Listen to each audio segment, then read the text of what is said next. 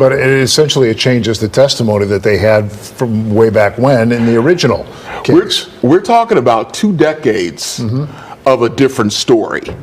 And regardless of, R. Kelly's background and all that we know about him and what he's been convicted of now, it is not a slam dunk that their presentation will be believed by a jury. There's been 2 decades where they've received benefit, and even after this alleged, fear for their safety, that seems to have gone a long time ago, and they continued in this fashion. So there's a lot of questions there about this family and what their intentions are and what actually happened.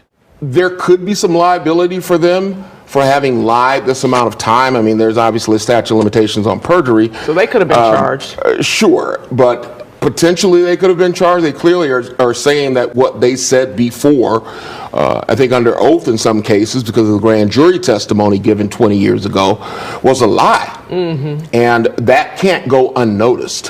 What they said before, I think under oath in some cases because of the grand jury testimony given 20 years ago, was a lie. And that can't go unnoticed in terms of whether or not they should be believed now. So in terms of whether or not they should be believed now. So they could still face charges? I'm not sure. It would depend on the scheme under which they were charged. Gotcha. One would probably, as a knee-jerk, say probably not, but who knows? And, prosecutors could be very creative sometimes. Again, they were successful almost 20 years ago in that case. Often with videos, you can't tell somebody what they're seeing. They make their own decision based on what they see and based on the other information that they have that accumulates.